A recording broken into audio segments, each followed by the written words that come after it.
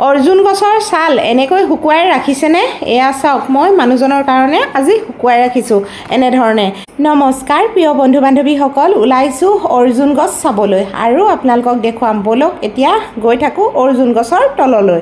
বিভিন্ন ধৰণৰ বনৌষধি গছ দেখুৱাই আছোঁ, কিন্তু অৰ্জুন গছ আটাইতকৈ ডাঙৰ ঔষধ বুলি ক'ব পাৰি। একেবাৰে ৰাস্তা কাষতে আছে আৰু আপোনালোকক অকণমান দেখুৱাইছোঁ যাতে আপোনালোকে চিনি পায় গছজোপা।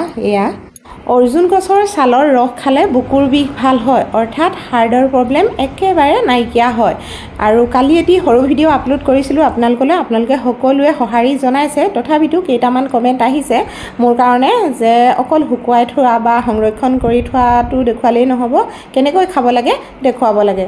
প্ৰথমে আনি ছালখিনি সৰু সৰুকৈ কাটি শুকুৱাব। যদি সৰুকৈ কাটিব ইচ্ছা নাযায় তেতিয়াহ'লে ডাঙৰকৈও শুকুৱাব পাৰিব কাটি এনেধৰণে। মই কিন্তু সৰু সৰুকৈ কাটি এনেকৈ শুকুৱাইছোঁ যাতে সোনকালে শুকায়। এনেকৈ শুকুৱাই ৰাখিলে বহুত দিনলৈকে খাব পাৰি। কেঁচাকৈ সদায় আনিব লগা হয় আৰু সদায় যাবলৈনো ক'ত সময় পাওঁ, সেইকাৰণে এনেকৈ শুকুৱাই ৰখা হৈছে বন্ধুসকল। আপোনালোকৰ যদি সময় আছে সদায় আনি খাব, নহ'লে এনেকৈ শুকুৱাই ৰাখিব।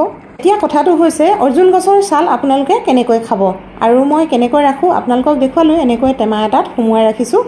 এইখিনিতে এষাৰ কথা কওঁ, শ্বৰ্ট ভিডিঅ'ত সকলোবোৰ কথা ক'ব নোৱাৰি, কাৰণ 1 মিনিটৰ সময়তে সকলোবোৰ কথা কৈ দিয়াটো সম্ভৱ নহ'ব। গতিকেলৈ আপোনালোকলৈ অনুৰোধ থাকিল লং ভিডিঅ'বিলাক চাব। প্ৰত্যেকটো ভিডিঅ'ত মই এনেকৈ ঔষধি গছ দেখুওৱা হৈছে আৰু মই এনেকৈ পানী 2 কাপ লৈ আৰু কেইটুকুৰামান অৰ্জুন গছৰ ছাল দিছোঁ। আপোনালোকে দেখা পাইছে।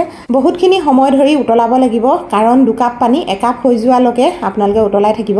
কালাৰটো কিন্তু চাহৰ দৰে হৈ পৰে। আৰু ৰাতিপুৱা খালী পেটত খাবলৈ চেষ্টা কৰিব আৰু গাখীৰৰ লগত খালে বহুত বেছি ভাল। যদি গাখীৰৰ লগত নাখায় আপোনালোকে খালী পেটত এনেকৈয়ে চাহৰ দৰে খাব পাৰিব। বহুত বেছি কেঁহা আৰু যিসকল লোকে এইটো ৰোগত ভুগি আছে তেওঁলোকে ডক্তৰৰ চিকিৎসা কৰিব আৰু এনেকৈয়ে খালী পেটত বা গাখীৰৰ লগত খাব বুলি আশা ৰাখিলোঁ।